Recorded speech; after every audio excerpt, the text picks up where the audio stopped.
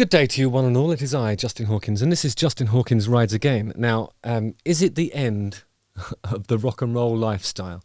I've spoken a lot on my Monday podcast about the lifestyle of being a rock star, particularly 20 years ago and longer. And in my experience, the worse I behaved, the more successful we became, and drinking and everything else that goes along with that was the norm and possibly to be expected. And in fact, at times I would say celebrated, you know. So is that changing now? Is it kind of uncool to live a rock and roll lifestyle? Is it actually detrimental to your career in the music industry? And if it is, what happened and when did it change and why did it change and how do we feel about it? I'm going to sing the theme tune and then we'll get into this. Justin Hawkins rides again. Rock and roll lifestyle. All right. So before we go any further, I should urge you to join the mailing list. I think I'm sending something out in the next couple of days to those of you who have already signed up. And it's going to be a little sneak preview of a secret song that I've just squeezed out under the radar. And it's not going to be promoted anywhere on social media. If you have any interest in hearing that, then join the mailing list and you can have a little listen. Yeah, there's other stuff as well. I think I'll just be sending some rambling bloggery type things to you. But, you know, it'll be fun. So join up and I'll bombard you with, salacious missives pertaining to music trade and beyond. So anyway, yeah, do that. Links in the description or in the bio, somewhere like that. Okay. The Guardian have recently reported on this, so I'm going to have a little read through and discuss my thoughts with you as we go along, and I'd like yours too in the comments. So here we go. For years, a concert tour was seen as the ultimate expression of the rock and roll lifestyle. Oasis famously once split up on the road after Noel Gallagher went AWOL and the rest of the band having been supposedly supplied crystal meth by the Brian Jonestown Massacre. Which, I love the Brian Jonestown Massacre, but that's a bit irresponsible. I mean, Oasis, they've got work to do. Led Zeppelin rampaged through groupies and hotel rooms on their infamous world tours, while in Bed with Madonna, the Star's wild 1991 tour documentary culminates with a game of truth or dare in which he fillets a bottle and goads a dancer to show his penis.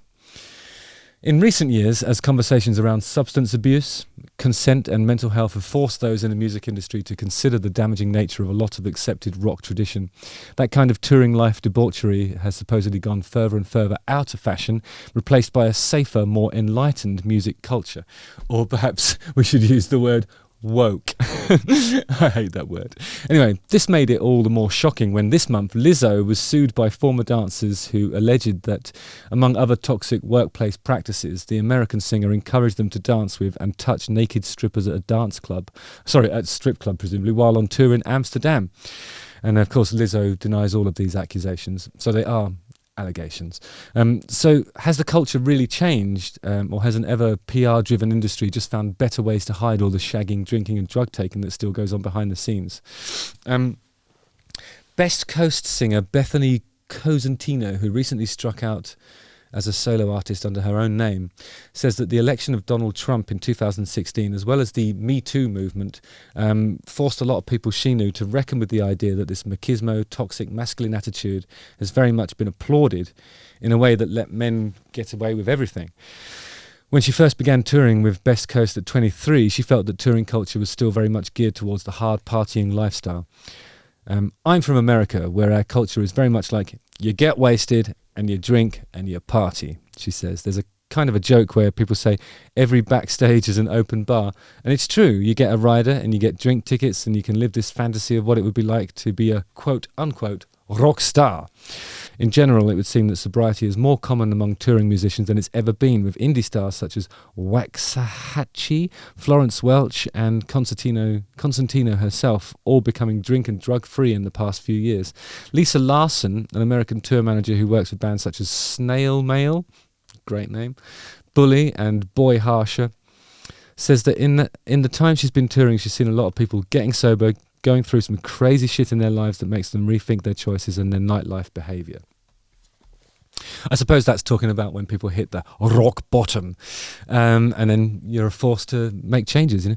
For a lot of indie bands, touring is now wildly expensive, meaning there's less time and money than ever with which to actually party.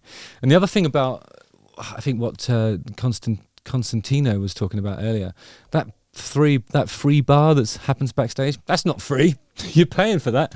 At the end of the day, that's your expense, you know. So if you have a load of people there drinking, and you're like me, you're sort of watching them going, hang on a minute, I paid for that. And you know.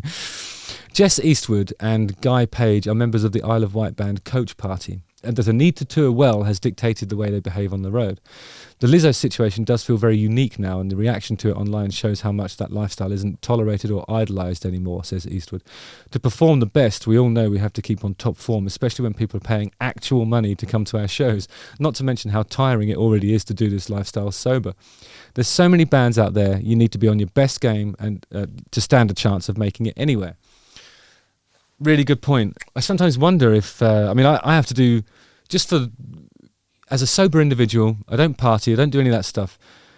I do 3 shows and then I have to have a day off because I need to rest my voice and I can't spend that day off shouting in a bar, you know.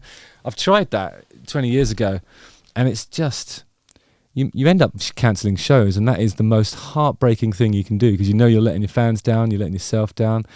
It impacts your reputation in a wider way, and people don't feel like they can rely on you. That means your bandmates, the crew, your management, your audience. It's just like, it's not a good look anymore. It really isn't. Paige says that Coach Party don't yet have the luxury of travelling with a team, which means that as soon as we're off stage, we're trying to get to the merch stand, being shouted at to clear the stage and move the van, making sure we've shown our faces and being extra nice to the right people, all while knowing we have a 50-mile drive to the hotel. He says that debaucherous touring tropes haven't died out, but people take it as less of a shock if you decline a beer, noting that it is most often fans who expect their favourite bands to party hard. I've had so many situations where someone said, yeah, can I get you a drink? And I'll be like, no thanks. And I go, why? To which I have to reply, because I'm a fucking alcoholic. You don't want me drunk, trust me. Larson says that the desire to do a good job after so many years away from touring has given those in the touring industry a steelier focus. I feel like during COVID, being stripped of our livelihoods made people calm down a bit. I think that translates into maintaining sanity on the road. You can't really get too crazy anymore, she says. After 20 years of doing this, you know, more or less constantly, I can see that it's tapered. I think the whole emphasis used to be drinking before, during, and after the gig, and then, you know, everything else that comes with that. It's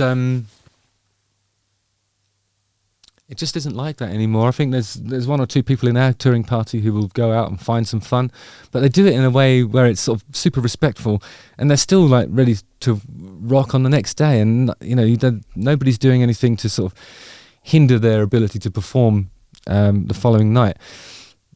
I think one of the things that we should probably consider a reason why it's changed is that in the olden days, you'd be touring to promote an album, and then the album would be the thing that would bring the money in because people bought records and it was a product that you had in the shops and you were just raising awareness of the product. That's why you put so many songs from the record in the set.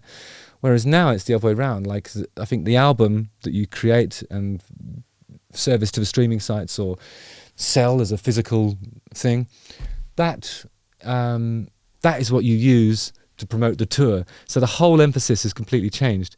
Music has gone from being a product, which was an album, and then the touring didn't matter as much because it was to promote the album.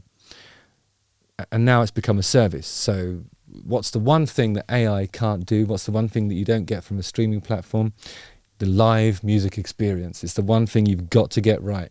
So behaving in that way, I think, just makes it more or less impossible to really do a tour that has the impact you need it to have in this day and age when selling tickets, that is your actual bread and butter now. Does this fundamentally change the essence of rock and roll, or did it destroy rock? I mean, I think rock and roll is definitely an attitude. You know, the sex and the drugs and stuff is peripheral to that. It's. I mean, I know that in Spinal Tap there's that really amazing quote that the drummer says where he goes, as long as there's sex and drugs, I could probably live without the rock and roll. I actually don't think that's the case anymore. I think as long as there's rock and roll, you can live without the sex and drugs. And rock and roll, it's an attitude. I think it's like it's an aesthetic that you can achieve in music, and you don't have to be drunk to do it. I know this. Was the lifestyle part of the appeal of pursuing that career? I think in the olden days, being a rock star was an aspirational vocation. You know, it's something that we all thought, oh, I want to live in that big house at the end of the road with a high wall where you don't know what's going on behind there, but you can imagine that it's just a 24-hour party. And I'm sure a lot of the time it was. And there's going to be occasions and individuals who didn't go in for all that sort of stuff, and they're probably the ones that are in their 70s still doing it now. Living on the edge, it's all right. It's a lovely view, but my God, it's precarious. It's precarious. It can kill you.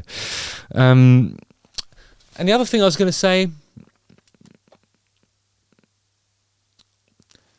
I think that the touring environment has become much like every other workplace where there's less money at stake. You know, you don't have the luxury of allowing people to turn up drunk.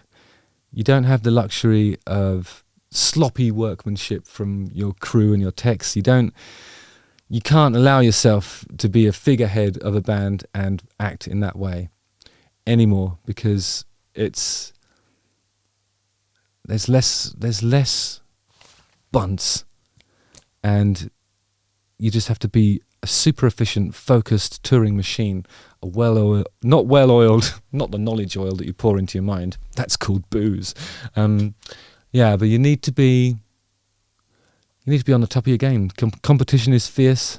Money is scarce. The internet's killed nearly everything except for live. So don't fuck up the live. If anything, behave like a rock star in the studio. How's that for an idea? Let's go full circle. 180. Well, let's go full 180 degrees and make it so that touring life is the stuff where you're disciplined, you're keeping yourself healthy, you're not behaving in a way that makes anybody feel uncomfortable, and you're doing your gig and you're making it fucking count so that everyone in that room goes, oh my God, that was an awesome experience. Now I'm going to go and listen to them on streaming and make them 12 cents over the course of 6 months or something. I think that's what's happened. I think touring is the emphasis. Anyway, on Monday, we did a long-form podcast where Jenny May Finn and I discussed alcoholism in the music trade, and probably went a bit wider and talked about addiction in general, which is always the same. It's always the same issue, really. And I think I got a bit ranty in a couple of places about my own experiences of it. It's going to be an interesting one, but I'm glad that we had a chance to sort of preempt it with this episode, because it's really fascinating. Use the comments section below to tell me what you think about the rock and roll lifestyle, your perception of it. Presumably some of you guys are already touring musicians. I know that there's a lot of music folk that watch this. So I'd love to hear from all of you, really. What's your view on this? Is rock and roll even rock and roll without that stuff, or is that stuff something that was part of the reason why it got squashed down? Like, rock and roll as a concept and as a genre in itself is definitely not in the mainstream at the moment, and it's certainly not something that people aspire to anymore. And I wonder if that's part of the reason why the aesthetic of that sound, just because of the negative and toxic associations with the behaviour of the people that used to make it, maybe that's why we don't want to listen to it anymore collectively. I mean, I still love it because it's the only thing that really excites me. Anyway, so yeah, tune in on Monday. Let's unpack this a little bit more, and use the comments. Please use the comments. Tell me what you think of this. And don't forget the mailing list. Join the mailing list. I was kidding before. I won't bombard you, but I will periodically ramble at you. And there's a secret song that I'd like you to hear if you fancy it. And if you don't, hey, no hard feelings. It's what you call a soft release. It's a good way to describe a silent fart, actually, isn't it? But that's not what the song sounds like. It sounds really awesome. So yeah, join the mailing list, and lots of love to you. Cheers, guys. Justin Hawkins writes again. Don't forget to like, subscribe, hit the bell for notifications, watch one of these 2 videos, and join the mailing list. Oh yeah, I've said that about 8 times now. You can tell it means something to me, and you mean something to me that I could never possibly adequately describe. I love you guys. I'll see you on the ice. Cheers. Again.